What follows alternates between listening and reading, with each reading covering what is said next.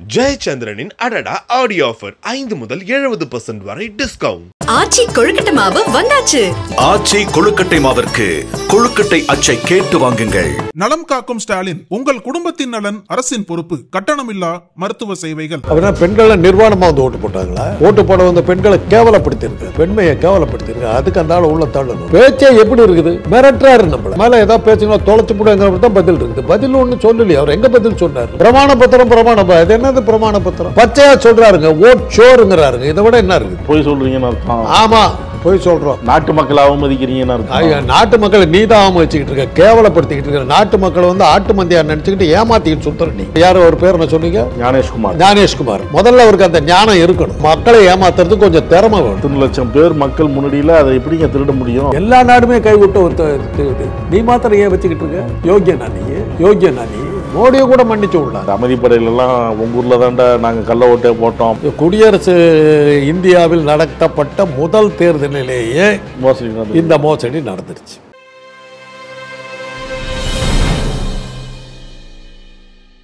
நக்கீரன் நேயர்களுக்கு வணக்கம். இன்று நம்முடன் கருத்துக்களை பகிர்ந்து இணைந்திருக்கிறார் அரசியல் விமர்சகர் மருத்துவர் காந்தராஜ் அவர்கள். வணக்கம் சார். ரொம்ப நாள் சொல்லிட்டு வந்தீங்க, தேர்தல் ஆணையம் நேர்மையாக செயல்படலை, நீங்கள் போடுற ஓட்டெல்லாம் வேஸ்ட்டு தான், கியூவில் நின்று ஓட்டு போடுவீங்க வெயிலில், ஆனால் ரிசல்ட்டு அவங்க முடிவு பண்ணுறது தான், எதுவுமே நம்ம கையில் இல்லை, தீர்மானிக்கிறது தேர்தல் ஆணையமோ ஆளுங்கட்சியும் தான் அப்படின்னு சொல்லுவீங்க. காந்தராஜ் இந்த மாதிரி பேசுகிறாருன்னு சொல்லி எதிர்ப்புலாம் வந்திருக்கு. இன்றைக்கி ராகுல் காந்தி அந்த விஷயத்தை கையில் எடுக்கிறார். எப்படி பார்க்குறீங்க? உண்மை ஒரு நாள் வெளியே தான் வரும். நான் பேசுகிறதுக்கும் ராகுல் காந்தி பேசுகிறதுக்கு வித்தியாசம் இருக்குது. நான் வந்து ஒரு விமர்சகராக தான் பேசுகிறேன். பல விஷயங்கள் நான் ஆதாரம் இல்லாமல் கூட நான் தூக்கி போடலாம். ஆனால் ராகுல் காந்தி அப்படி பேச முடியாது. அவர் வந்து பொறுப்புள்ள எதிர்கட்சி தலைவர். அவருக்கு ஆதாரங்கள் இருக்கணும், திட்டவட்டமான ஆதாரங்கள் இருந்தால் தான் அவர் பேச முடியும். ஆனால் அதுக்கு அவர் எடுத்துக்கிட்ட டைம் ரொம்ப அதிகன்றது தான் என்னுடைய ஒரே இது. நான் பேசிக்கிட்டு இருந்த அதே நேரத்தில் ஐயநாதன் என்னை போல இன்னொரு நெறியாளர் அவரும் பேசினார். இன்னும் சொல்லப்போனால் அவர் என்னை விட தீவிரமாக பேசினார். புத்தகமே வெளியிட்டார். EVM வந்து எப்படியெல்லாம் EVM வச்சு மேனிப்புலேட் பண்ணலாங்கிறது வந்து ஆதாரபூர்வமாக டெக்னிக்கலாக நிரூபித்தார். கேட்கறதுக்கு ஆள் இல்லை. அந்த சமயத்தில் தான் எங்களுக்கு எங்கள் 2 பேர்த்துக்கும் ஒரே நேரத்தில் தெரிஞ்சது, திருமாவளவன் இதை பற்றி பேசிக்கிட்டு இருக்காருங்கிறது எங்களுக்கு அப்புறம் தான் தெரிஞ்சுது. அப்புறம் அவங்க நடத்தின கூட்டத்தில் நானும் அவர் கலந்துக்கிட்டோம்.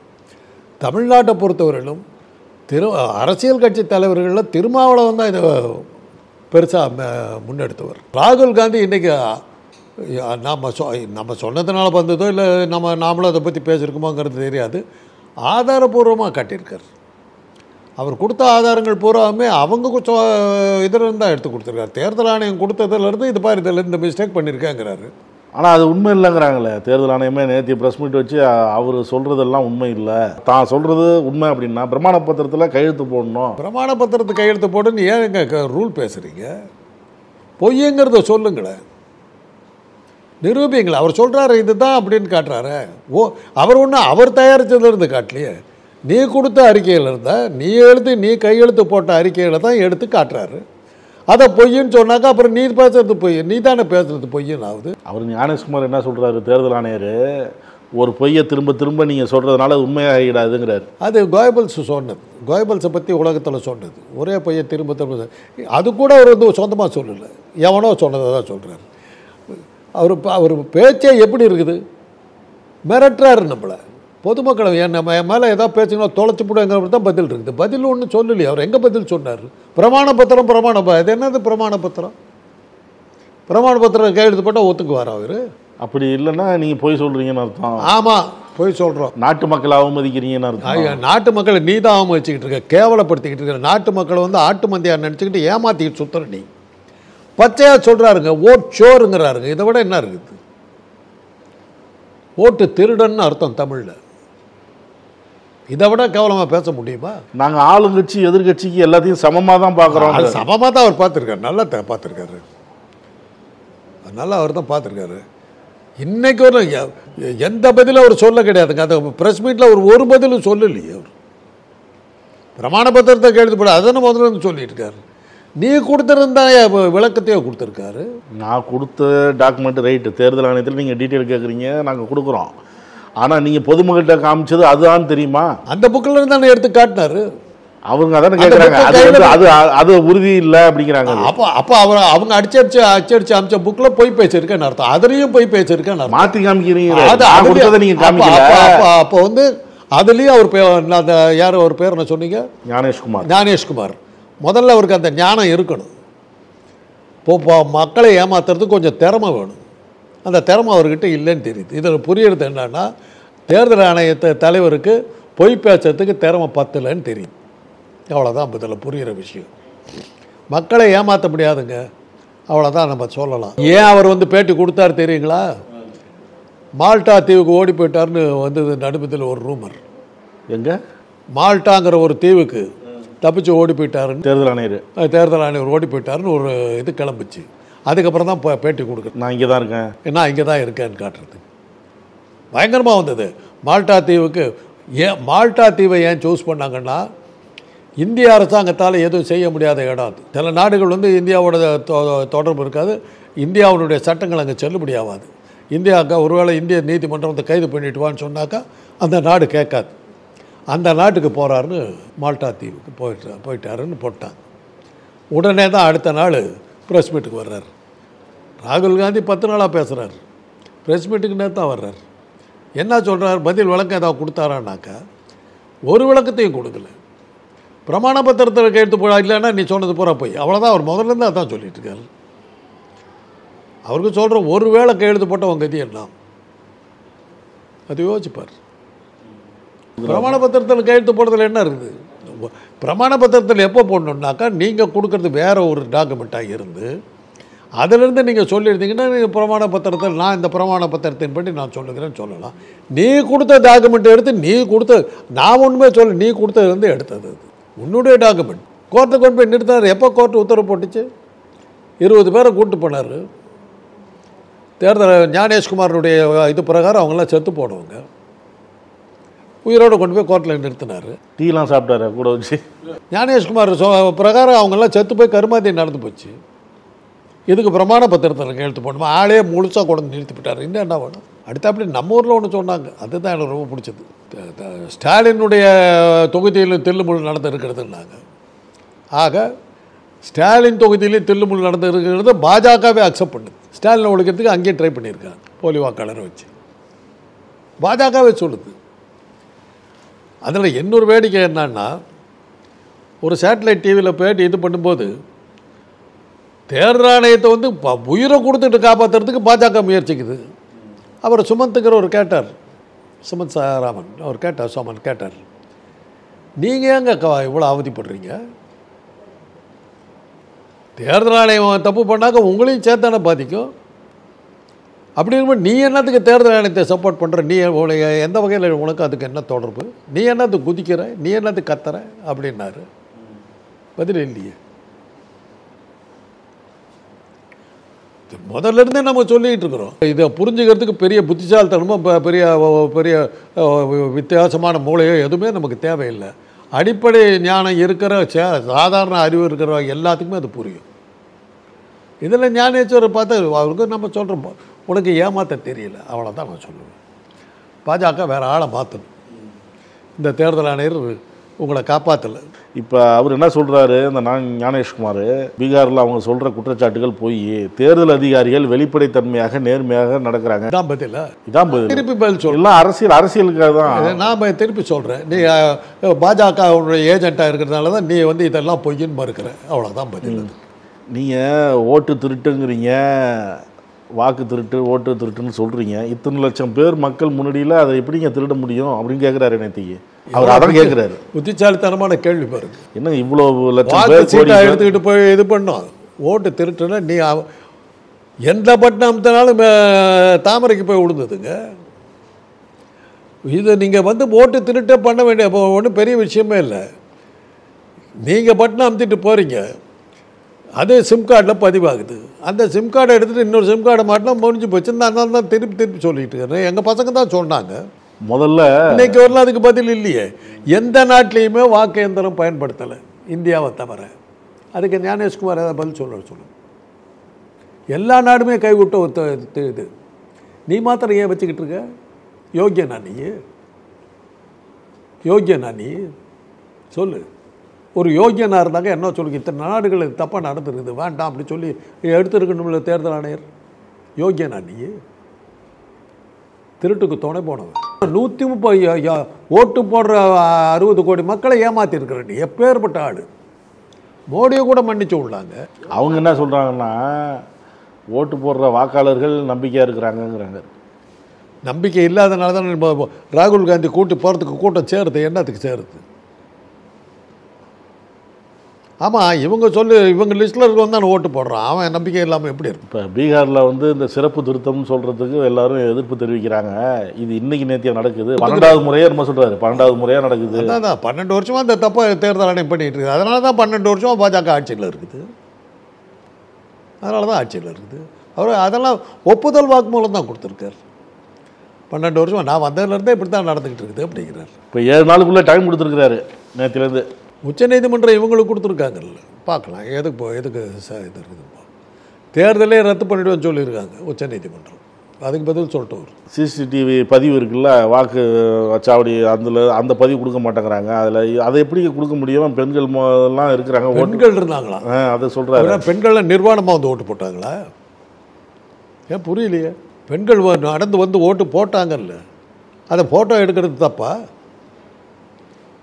என்ன சொல்ல வர்றாரு? அப்போ ஓட்டு போட வந்த பெண்கள்லாம் நிர்வாணமாக வந்தாங்கன்னு சொல்கிறார் அந்த ஞானேஸ்வர். ஓட்டு போட வந்த பெண்களை கேவலப்படுத்தியிருக்கார், பெண்மையை கேவலப்படுத்தியிருக்கார். அதுக்கு அந்த ஆள் உள்ள தள்ளணும், போக்சோ சட்டத்தில் உள்ள போடணும். யார்? ஞானேஷ்குமார். அந்த பெண்கள் இருக்காங்கன்னா என்னங்க அர்த்தம்? ஓட்டு தான் ரகசியம், ஓட்டு போட வர்ற ரகசியம். இன்னார் வராரு அப்படின்னு தெரிவிக்கலாம். ஆனால் இவர் எதுக்கு போட்டார் அப்படி அதை காட்டாத, அதை காட்டக்கூடாது. வந்தவனை காட்டு. பெண்களே வரலங்கிற நான், ஓட்டு போடவே யாரும் வரல, நீயே போட்டேங்கிற நான். ஒரு பூத்துலேயும் நீ ஓட்டு போட ஜனங்க வரல, நீ எங்கேயோ போட்டியை வச்சுட்டு எதை ஏமாற்றி விட்டு நீயா போட்டுக்கிட்டேங்கிற நான். கடைசி 1 மணி நேரத்தில் அதிகமாக பதிவாச்சுன்னு சொன்னாங்க. ஆமாம், கடைசி 1 மணி நேரத்தில் 6 லட்சம் பேர் போட்டு போட்டிருக்காங்க. எப்படி முடியும்னு கேட்டாங்க மகாராஷ்டிராவில். அதுதான் அந்த கேள்விக்கு தான் இன்றைக்கி ஒரு பதில் இல்லை.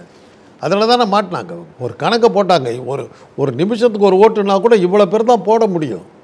அந்த 1 மணி நேரத்தில் எப்படியா போட்டாங்கங்கிறதா கேள்வி. இன்றைக்கி ஒரு ஞானேஸ்வருக்கு பதில் வரலையே. எந்த கேள்வியும் ஒரு சரியா அவர் எங்க பதில் சொன்னார்? பதில் எங்க சொன்னார்? பிரமாண பத்திரத்தில் கையெழுத்து போடு, அவ்வளோதான். இல்லாட்டி நீ வந்து 7 நாள் இது சும்மா மிரட்டுறாரு, பொதுமக்களை மிரட்டுறாரு. அவர் பதிலே சொல்லலி. அதில் கொடுத்தது பூரா உன்னுடைய இதில் இருந்தால் டேட்டாவில் இருந்தால் கொடுத்ததுக்கு பிரமாண பத்திரம் கேட்டால் அப்போ நீ சொன்னது அதுவே பொய்ன்னு ஆயிடுது இல்லை. அதுக்கே உன்னை உள்ள தள்ளிடம் இல்லை. உங்கள் பார்வையில் இது எப்படி? கர்நாடகத்தில் ஒரு தொகுதியில் எடுத்த குற்றச்சாட்டு இவ்வளோ பெரிய விவாதமாயிருக்கு.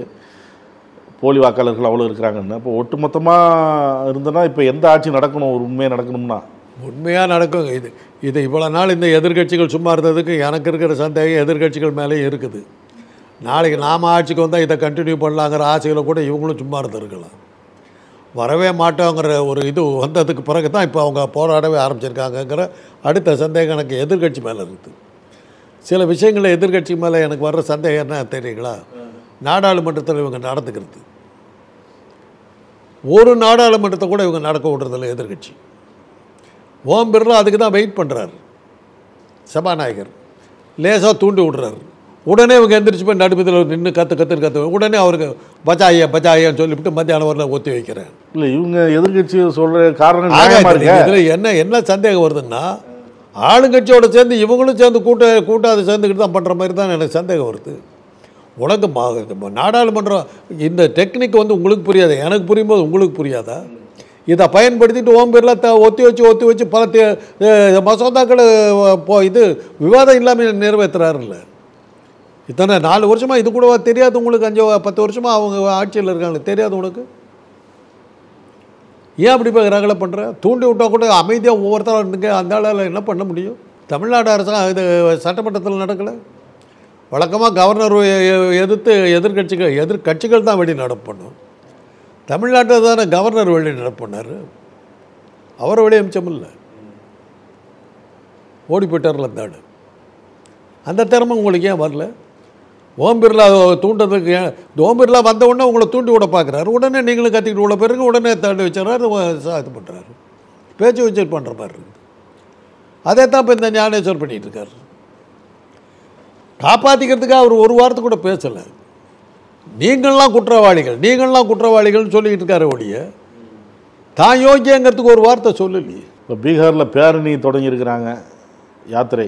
எல்லா எதிர்கட்சியும் ஒன்றா சேர்ந்துருக்கு. லாலு பிரசாத் யாதவ் சொல்கிறாரு, நேற்று தொடங்கும் போது அறிவிக்கப்படாத எமர்ஜென்சியில் உட்காந்துருக்குறோம், இந்த மாதிரி ஒரு மோசமான நிலைமை இந்தியா கண்டது இல்லைங்கிறாரு. இந்திரா காந்தி கூட சட்டங்கள் பலத்தை கொண்டாங்க, தேர்தலில் கை வைக்கல. தேர்தலில் கை வச்ச ஒரே அழிவர் தான். பல தேர்தலில் நீங்கள் பார்த்துருப்பீங்க, படத்தில் வர மாதிரி. இப்போ இந்த அமைதிப்படையிலலாம் உங்கள் ஊரில் தாண்டா நாங்கள் கள்ள ஓட்டே போட்டோம் அப்படின்னு மணிவண்ணன் சொல்லுவார். அந்த மாதிரி பொட்டி மாற்றுறதுன்னு சொல்லுவாங்க. அப்புறம் எலெக்ஷன், இப்போ நீங்கள் சொன்னது அந்த எலக்ட்ரானிக் இப்போ மிஷினு, எவனோ வந்துட்டு சிம் கார்டை போட்டு அதை மாற்றுறது. இப்போ இது வந்து அதெல்லாம் தாண்டினது. அது இவ்வளவு நடந்தும் ஜெயிக்க முடியலங்கிறதுனால அதை தாண்டது அந்த ஓட்டு திருட்டுங்கிறது. இதெல்லாம் அது இந்த டெக்னாலஜி வந்ததுக்கப்புறம் இன்னும் ஈஸியாக போச்சுங்க. இப்போது கார்பரேஷன் எலெக்ஷன் நடந்தது, ஸ்டாலின் கடைசியாக மேயராக இருந்த டைமு. அந்த டைமில் என்னுடைய பெசன்ட் நகர் தொகுதி, அந்த தொகுதியில் நிற்கிறார் ஒருத்தர், பெரிய ஆள். அன்றைக்கி ஒரு கட்சியினுடைய வேட்பாளர் நிற்கிறாரு, எதிர்த்து திமுக நிற்கிது. வாக்கு எண்ணிக்கை நடக்குது. அங்கே ரேணுகான்னு ஒரு கண்டாக்டர், அவங்களும் போட்டிக்கிட்டாங்க. ராத்திரி 11-12 மணி இருக்கும். வீட்டு கதவு தட்டுறாங்க. நான் அங்கே தானே இருக்கிறேன். கதவு திறந்தால் இந்த பொண்ணு நிற்கிது. ஏன்னா என்னுடைய ஸ்டூடெண்ட்டாக இருந்தவங்க. என்னம்மா இந்நேரத்தில் வந்துருக்குறீங்க? ஓட்டு கவுண்டர் நடந்துக்கிட்டு நீங்கள் ஓட்டிங்க. சார் உயிர் படைச்சா போதுன்னு வந்திருக்கேன் சார். என்னம்மான்னு அந்த குறிப்பிட்ட நபர் அவர் உள்ளே வந்தார் சார், ஒரு 5-6 பேரோட. ஓட்டு சீட் அப்போ திமுக ஓட்டெல்லாம் கட்டி வச்சுருக்காங்க. எந்தெந்த கட்சி கொடுத்தோ அதெல்லாம் கட்டி வச்சுருக்காங்க. திமுக ஓட்டு இவ்வளோ உயரத்துக்கு இருக்குது, இவங்க ஓட்டு இவ்வளோ தான் இருக்குது. எலெக்ஷனில் அந்த ஆஃபீஸர் 2 அரை விட்டார், எட்ரா ஓட்டெல்லாம் அப்படின்னாரு. திமுக ஓட்டுகளை எடுத்தார், பக்கத்தில் இருந்த இங்கு பாட்டில் எடுத்தார், அப்படியே அந்த ஓட்டெல்லாம் கொட்டினார். இப்போ எட்ரா ஒரு முன்னாள் IAS அதிகாரி, அவங்க தான் இங்கிலீஷில் தான் பேசுவாங்க. Mister Shaw and Shaw, what you are doing it அட்ராசிட்டினார் அப்படின்னாராம். ஒரு அரை போட அந்த பக்கம் முடிஞ்சு போச்சு, கராத்தே அடி. உடனே அந்த ஆள் பயந்துட்டார். திமுக ஓட்டெல்லாம் எடுத்தார், அதை கட்டாக வச்சு அதை பூரா எடுத்தார், இங்கு கொட்டிட்டு போய் எண்ணு அப்படின்ட்டார். இந்த அம்மாவை மாத்திரம் நீ என்னுடைய கண்டாக்டராக இருக்க, நான் விட்டுறேன், நீ முதல்ல இடத்த காலி பண்ணார், நான் தப்பிச்சு ஓடியாட்டேன் சார். இப்படி தான் அந்த எலெக்ஷன் அந்த ஆள் வந்தார். யாரை சொல்கிறேன்னு உங்களுக்கு புரிஞ்சிருக்கும். இதெல்லாம் எல்லா காலத்திலுமே நடந்தது. முதல் தேர்தல் 52ஆம் வருஷம் எங்கள் ஊரில் கம்யூனிஸ்ட் கட்சி சார்பில் மோகன்குமார் மகன் நிற்கிறார், காங்கிரஸ் கட்சி சார்பில் வரதராஜ நாயுடு நிற்கிறார். 2 பேருமே சேலத்தை சேர்ந்தவர்கள். மோகன்குமார மங்கலம் அதற்கு முன்னால் ஜஸ்டிஸ் பார்ட்டியில் முதலமைச்சராக இருந்த P. சுப்பராயனுடைய மகன். அதற்கு பிறகு காங்கிரஸில் சேர்ந்த சுப்பராயன். இந்தியாவிலேயே முதலாக கட்சி மாறிய வரலாற்றை படைத்தவர் சுப்பராயன். ஜஸ்டிஸ் பார்ட்டியிலிருந்து கட்சி மாறி காங்கிரஸுக்கு போய் காங்கிரஸ் ஆட்சியை கொண்டு வந்தவர் அவருடைய மகன். தீவிரமான கம்யூனிஸ்ட். இங்கிலாந்திலே படித்து இங்கிலாந்திலே வளர்ந்தவர். அவர் நிற்கிறார், எதிர்த்து வரதராஜ நாயுடு நிற்கிறார். நாங்கள் பள்ளிக்கூடத்தில் 4ஆம் கிளாஸ் படிச்சுக்கிட்டு இருக்கிறோம். எங்கள் ஸ்கூலுக்கு பக்கத்தில் தான் கலெக்டர் ஆஃபீஸ். அங்கே தான் என்றாங்க.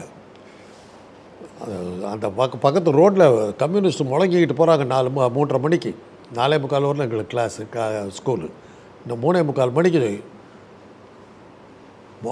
கம்யூனிஸ்ட் தோழர் மோகன்குமார மங்கலம் அமோக வெற்றி, 10,000 வாக்குகளுக்கு மேலாக வாங்கி முன்னணியில் நிற்கிறார். இன்னும் எண்ணப்பட வேண்டியது தபால் வாக்குகள். தபால் வாக்குகள் மிஞ்சி போனால் ஒரு 1000 வாக்குகள் தான் இருக்குது. அந்த 1000 வாக்குகளும் அவருக்கு விழுந்தால் கூட வெற்றி நிச்சயம் உறுதியாகிவிட்டது. மோகன்குமார் அபார வெற்றின்னு 4 மணிக்கு சொல்லிட்டு போகிறாங்க.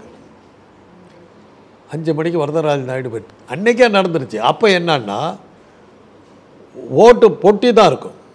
சிவப்பு பொட்டி, மஞ்சள் பொட்டி, பச்சை பொட்டின்னு கலர் தான். சிவப்பு பொட்டி வந்து கம்யூனிஸ்ட்டு, மஞ்சள் பொட்டி வந்து காங்கிரஸ். அந்த பொட்டிக்குள்ளே இருக்கிற ஓட்டை அப்படியே எண்ணிடுவாங்க. அதில் முத்திரையோ கித்திரையோ எதுவுமே இருக்காது, வெறும் ஓட்டு சீட்டு தான் இருக்கும். சிவப்பு பொட்டியில் இருந்த ஓட்டிலேருந்து கொஞ்சத்தை எடுத்து இப்படி இதில் போட்டாங்க, முடிஞ்சு போச்சு, எலெக்ஷன் ஓவர். 52 முதலாக குடியரசு இந்தியாவில் நடத்தப்பட்ட முதல் தேர்தலிலேயே இந்த மோசடி நடந்துருச்சு. ஆனால் அது வந்து அவ்வளோ சுலபம் இல்லை. அந்த டைமில் என்ன சொன்னாங்கன்னா, ஓட்டு எண்ணிக்கை நடக்கும்போது கரண்ட் ஆஃப் ஆச்சு. அந்த இருட்டில் அள்ளி போட்டாங்கன்றது ஒரு தகவல். இதெல்லாம் அப்போ நடந்தது. இந்த மாதிரி விவகாரம் இந்தியா பூரா நடந்ததுங்கிறதுனால தான் முத்திரை குத்துறதுக்கு வந்தாங்க, முத்திரை வச்சாங்க. அதுக்கப்புறம் சின்னங்கள் வச்சாங்க. சின்னங்கள் வச்சும் பிரயோஜனப்படலை, வெறும் கலரில் வச்சாங்க. அப்புறம் வந்து மஞ்சள் எங்கள் அண்ணனுக்கெல்லாம் வந்து சிவப்பொட்டிக்காரன் பேர். ஏன்னா அப்போல்லாம் அவங்க திமுக வந்து கம்யூனிஸ்ட் ஆதரித்து நின்றுட்டு இருந்த காலம், தேர்தலில் நிற்கலை. எங்கள் அண்ணன்லாம் திராவிட கழகம் அப்போ பெரியார்கிட்ட இருந்தவர், எல்லாம் சிவப்பொட்டிக்காரன் பேர். அப்புறம் வந்து சூரியன், அது அப்புறம் தான் சின்னம் வந்தது. 57 எலெக்ஷனில் தான் உங்களுக்கு சின்னம் வருது. அது அப்புறம் சின்னத்துலேயும் வந்து கை வைக்கிறாங்கன்ற அப்புறம் தான் ஓட்டு சீட்லேயே முத்திரை வச்சாங்க, அந்த சின்னங்களை பதிக்க ஆரம்பித்தாங்க. அது வரலும் வெறும் சீட்டுகள் தான். இதெல்லாம் மாற்றி மாற்றி மாற்றி பார்த்து வந்தாலும் தேர்தலில் தில்லுமுள்ளு பண்ணுறதை தவிர்க்க முழுக்க முழுக்க தவிர்ப்பதுங்கிறது நடக்கிற காரியமே இல்லை. உங்களுக்கு எடுத்திங்கன்னா புஷ் அமெரிக்காவில் அவர் தோற்றுக்கிட்டு இருக்கார். ஃப்ளோரிடா மாநிலம் வருது, அந்த இடம் வந்தோடனே புஷ்ஷனுடைய வாக்குகள் அப்படி ஏகுறது. என்னன்னா ஃப்ளோரிடா மாநிலத்தினுடைய கவர்னர் புஷ்ஷோட சகோதரர் அங்கே வந்து ஓட்ட போகிற. அதுக்கு முன்னாடியே வாட்டர் கேட் ஊழல் நிக்சன் காலத்தில், நிக்சன் பதவி இழந்தது அதில் தான். எதிர்கட்சிகள் என்ன இது பண்ணுறாங்கன்னு சொல்லி ஸ்ட்ராட்டஜி பண்ணுறாங்கன்னு சொல்லி மைக்ரோஃபோனை வச்சு அவங்க பேசுறதெல்லாம் கேட்டால் அப்போ வந்து சிசிடிவி இல்லை, அது பிடிச்சிட்டாங்க. 2 பத்திரிகை நிருபர்கள் அதை கண்டுபிடிச்சாங்க, நிருபர்கள் தான் அதை கண்டுபிடிச்சாங்க. வாட்டர் கேட் ஊழல் மிக பிரசித்தம். ஆக அமெரிக்காவிலே அதெல்லாம் தடுக்க முடியல. அப்படியெல்லாம் இருக்கும்போது இங்கே வள்ளுவர் தான் எழுதியிருக்காரு 1330 குறள். எங்கள் தமிழர் தான் சொல்லுவார், நம்ம எவ்வளோ பெரிய அயோக்கியத்தனமான இனமாக இருந்தால் இன்றைக்கி செய்கிற அத்தனை பாவத்தையும் அந்த காலத்திலே 1000 வருஷத்துக்கு முன்னாடி எழுதியிருக்காரு அவர் அப்படின்பார். ஒரு தப்பு பாக்கி இல்லாமல் எழுதியிருக்காரு அவர். அந்த அளவுக்கு நம்ம மட்டமான ஆட்கள் இந்தியர்கள். அதனால் இதெல்லாம் இன்றைக்கி நடக்கிறது வந்து நம்ம ஆச்சரியப்படுறதுக்கு ஒன்றுமே இல்லை, பார்த்ததுனால சொல்கிறேன். நான் இதெல்லாம் அனுபவத்தில் சொல்கிறேன். தேர்தலுக்கு முந்தின நைட்டு தேர்தல் ஆணையத்துக்கு எதிராக இவ்வளவு குற்றச்சாட்டுகளை அவர் முன்வைக்கிறாரு ராகுல் காந்தி. இப்போ பேரணி நடத்துகிறாங்க, இப்போ பொது வழியில் எல்லாத்துக்கும் தெரிஞ்சு போச்சு. இதுக்கப்புறம் என்ன நடக்கும்? ஏதாவது ஆட்சி மாற்றம் ஏற்படுமா, இல்லை அந்த மாதிரி ஏதாவது வாய்ப்பு இருக்கா? ஆனால் இந்த சுதந்திர தின பேச்சை பார்க்கும்போது மோடி ஒரு பதட்டத்தில் இருக்குது, நமக்கு புரியுது. தன்னுடைய கடைசி ஸ்பீச்சாக இருக்குன்னு அவர் நினைக்கிற மாதிரி தான் இருந்தது. ஆர்எஸ்எஸை புகழ்ந்து பேசினார். அதான் ஆர்எஸ்எஸை புகழ்ந்து பேசுகிறதுக்கெல்லாம் அதான் காரணம். 75 வயசில் வெளியே போகணும், அடுத்த மாதம் முடியுது அவருக்கு வெளியே போகிற நேரம். அந்த ரூலை கோட் பண்ணி வெளியே அமிச்சதே அவர் தான். அத்வானி, சுஷ்மா சிவராஜ், இந்த மாதிரி இவங்கள்லாம் பெரிய பெரிய ஆட்களெல்லாம் அவர் வீட்டுக்கு அமிச்சது அவர். இந்த விதியை சொல்லி வெளியே விதியை சொன்னதே இவர் தான். இன்றைக்கி அவருக்கு அது வந்துருச்சு. மோகன் பகவத் க்ளீனாக சொல்லிட்டார், டே நம்ம 2 பேர்த்துக்கும் 75 வீட்டுக்கு அமிச்சிருவாங்கங்கிறத அவர் ரொம்ப மிரட்டுற மாதிரி. 75 வயதானவங்களாம் ஓய்வு எடுக்கணும் அப்படின்னு சொன்னதுக்கு காரணம், உன்னை நீ காப்பாற்றிக்கிறதா இருந்தால் என்னையும் சேர்த்து காப்பாற்றுன்னு ஒரு வேண்டுகோளை அவர்கிட்ட விட்டார். அதை வச்சுக்கிட்டு தான் அவர் சொல்கிறார், ஆர்எஸ்எஸ் பக்கமே போகாத ஒரு ஆள் நாக்பூரில் நடந்த கூட்டத்துக்கு போனார், பங்கெடுத்துக்கிட்டார், முழுக்க பங்கெடுத்துக்கிட்டார். இப்போ வந்து தேவையில்லாமல் ஆர்எஸ்எஸ்ஸுக்கும் சுதந்திரத்துக்கு என்ன சம்பந்தம், அதை பற்றி பேசுகிறாரு. என்னன்னா என்னை விட்டுடாதீங்க, பதட்டத்தில் பேசுகிறார், என்னை காப்பாற்றுங்க, எனக்கு பதவி கொடுங்க, நான் அது இல்லாமல் இருக்க முடியாது. அவர் கொடுக்கலாம். ஆர்எஸ்எஸ் வந்து அவருக்கு அவருடைய ஆசை என்னங்க, அடிக்கடி வெளிநாட்டுக்கு போகணும். ஆர்எஸ்எஸ் வந்து வெளியுறவு கொள்கை பரப்பு செயலாளர்னு ஆர்எஸ்எஸில் போட்டு அவருக்கு ஃபாரின் ட்ரிப் அரேஞ்ச்மெண்ட் கொடுத்து அவர் ஜாலியாக போயிட போகிறார். அவருக்கு வேண்டியது அவ்வளோதானே, மற்றபடி என்னத்துக்கு அவர் கெஞ்சுறாரு, அதுக்கு அவருக்கு கொடுக்கலாம். அது ஒரு பக்கத்தில் வச்சுங்க. அதை பார்க்கும்போது நமக்கு நல்லா தெரியுது. ஜிஎஸ்டி வரி, அது வரி மக்களுக்கு சந்தோஷத்தை தருகின்ற செய்தி. மக்களை பற்றி அவர் இன்னைக்கு ஒரு சுதந்திர தின உரையிலையும் வந்து மக்களை பற்றி அவர் பேசுனது கிடையாது. இந்த முறை பேசுகிறார், உங்களுக்கு வருகின்ற மாதத்தில் தீபாவளி பரிசு தருகிறேன். என்னத்துக்கு பேசுகிறேன், என்னை காப்பாற்று. எல்லா பக்கத்துலையும் எங்களை அடி விழுவுற மாதிரி, ஆட்சியை போயிடுற மாதிரி இருக்குது, எங்களை காப்பாற்றுங்க அப்படிங்கிற மாதிரி இருக்குது. அதுதான் பார்க்கணும், என்னான்னு பார்க்கணும். ஸ்லெண்டர் மெஜாரிட்டிக்கு 20 ஓட்டு தான், 20 பேர் இந்த பக்கம் திருப்பி கொண்டு வர முடியாதா என்ன? இப்போ நாயுடுலாம் இந்த பக்கம் வரமாட்டாரா தெரியாது. இவ்வளோ பெரிய குழப்பம் இப்போ நடக்குது. அது ஒரு வதந்தியை கிளப்பி விட்டாங்க. நாயுடுவுடைய ஆட்கள்லாம் வந்து ராகுல் காந்தியை பார்த்ததா சொல்லி வதந்தியை கிளப்பி விட்டாங்க. இது இந்த தெரிஞ்சுன்னா மோடி மறுபடியும் அமித்ஷா மோடி தூங்குறது கஷ்டமாக போயிடும். அதனால தாங்க இந்த தகவல்லாம் வந்ததுனால தாங்க அவர் வந்து ப்ரெஸ் மீட் கொடுக்குறாரு ஞானேஸ்வர். அதுவெல்லாம் அவரை பற்றி பேசவே இல்லை. அப்படி ஒரு ஆடு இருக்கிறத நம்ம கேள்விப்பட்டது கூட இல்லை. இது ஒரு பக்கம் இருக்கட்டும். இப்போ சிபி ராதாகிருஷ்ணன் துணை குடியரசுத் தலைவர் வேட்பாளராக அறிவிச்சிருக்கு பாஜக. பரவாயில்லையே, வாழ்த்துக்கள். ரொம்ப நாளைக்கு அப்புறம் தமிழ்நாட்டுக்காரன் ஒருத்தனுக்கு ஏதோ பதவி கிடைக்கும். அது ஒரு தேர்தலுக்காக யுக்தி அப்படின்னு சொல்கிறாங்க சில பேர். இருக்கட்டும், தமிழ்நாட்டுக்காரருக்கும் மரியாதை கொடுக்குறோன்னு சொல்கிறாங்க. அதை பார்த்து பல்ல காட்டினாக்க காட்டிட்டு போட்டோம், அவ்வளோதான். சிபி ராதாகிருஷ்ணன் வாழ்த்துக்கள், அவ்வளோதான் சொல்லலாம். இலகணேசன்ற ஒருத்தர் வந்து 2 மாநிலத்துக்கு கவர்னராக தான் அவர் இறந்து போயிட்டார். அந்த இழப்பு வேறு நமக்கு இருக்குது. ஏதோ பாஜகவில் தமிழர்களுக்கும் இடம் இருக்குதுங்கிறதுக்கு அது ஒரு மரியாதையாக இருந்தது. ஆனால் இலகணேசன் ஒரு பார்ப்பனர், சிபி ராதாகிருஷ்ணன் ஒரு நான் பிராமின். அதனால் அவருக்கு ஒரு நான் பிராமினுக்கு பதவி கொடுத்ததுனால, நான் பிராமின் தமிழனுக்கு கொடுத்ததுனால ஒரு மகிழ்ச்சி இருக்குது. அது 3%காரருக்கு அதை எப்படி ரசிப்பாங்கன்னு தெரியல. நம்ம ஜாதிக்காரருக்கெல்லாம் போச்சேன்னு அவங்க நினச்சாங்கன்னா அவங்க அதை எதிர்த்தாலும் எதுக்கலாம் சொல்லலாம். பாஜகவில் இருக்கிற 3%காரர்கள், பாஜகவே 3%காரர்கள் தான். பாஜக அதை எப்படி ரசிக்கும்? தமிழ்நாட்டு பாஜக அதை எப்படி ரசிக்கும்? அவர் கொடுத்ததை ரசிக்காதா? நான் பிராமணை போடுறாங்கங்க, அதை எப்படி ரசிப்பான்? பிராமண ஜனதா பார்ட்டி தானே, அதில் போய் ஒரு பிராமணர் இல்லாதவரை போட்டால் எப்படி? இப்போ குடியரசுத் தலைவர், இப்போ இருக்கிற குடியரசுத் தலைவர், முன்னாள் குடியரசுத் தலைவர் அவங்கெல்லாம் நம்ம ஊரை சேர்ந்தவர் இல்லை, நம்ம ஊருக்காரரை சொல்கிறேன். இந்தியாவில் இருக்கிற பிஜேபி அந்தந்த மாநிலத்துக்கு இருக்கிற பிஜேபி அந்தந்த மாநிலத்துக்கு தான் போராடும். தமிழ்நாட்டு பிஜேபி மாத்திரம்தான் தமிழ்நாட்டு நலனுக்கு எவ்வளோ விரோதமாக இருக்க முடியும் அவ்வளோ விரோதமாக இருப்பாங்க. அதுதானே வித்தியாசம். ஒவ்வொரு மாநிலத்தில் இருக்கிற பிஜேபி அந்த மாநிலத்துக்காக குரல் கொடுக்கும். எடுத்துங்களேன், கர்நாடகாவில் இருந்தவர்களும் காவிரி தண்ணி ஒரு சொட்டு தண்ணி தமிழ்நாட்டு கூட மாட்டேன்னு சொன்னார்ல பிஜேபியாக இருந்துக்கிட்டு. அந்த அளவுக்கு அவருக்கு அங்கே நேர்மையாக இருந்தார். தமிழனாக இருந்தாலும் கர்நாடகாவுக்கு விசுவாசமாக இருந்தார். அது அந்த மாதிரி விசுவாசம் இங்கே இருக்கிற பிஜேபிக்கு கிடையாது. தமிழர் நலனுக்கு எவ்வளோ விரோதம் உண்டோ அவ்வளோ விரோதமும் பண்ணிகிட்டு இருக்காங்க. சிபி ராதாகிருஷ்ணன் ஒரு நான் பிராமணனை போடும்போது தமிழ்நாட்டு பிஜேபிக்காரர்களுக்கு கொஞ்சம் கஷ்டமாக. இப்போ நயினார் மாநில தலைவராக போட்டு அவர் சமூக வாக்குகளை எப்படி பிஜேபி திருப்பலாம் அப்படின்னு நினச்சாங்களோ அதே போல் இவரையும் துணை குடியரசுத் தலைவர் ஆக்கி இவருடைய சமூக வாக்குகளையும் பெறலாம் அப்படின்னு பாஜக நினைக்குது அப்படின்லாம் ஒரு அரசியல் பேசுகிறாங்க. அப்போ வன்னியர்களை ஏமாற்றி விட்டாங்களே, வன்னியர்கள் வாக்குகள் பூரா போயிடுமே, அவங்க தானே பெரும்பான்மை. முக்குளத்தோர் வாக்குகள்லாம் போயிடுமே, அப்போ அதை என்ன பண்ண போகிறாங்க? பட்டியலினத்து மக்கள்லாம் போயிடுமே, அதை என்ன பண்ண போகிறாங்க? இப்போ அவர் துணை குடியரசு ஆக்கினதுக்கு இதுக்கு சம்மந்தம் இல்லை.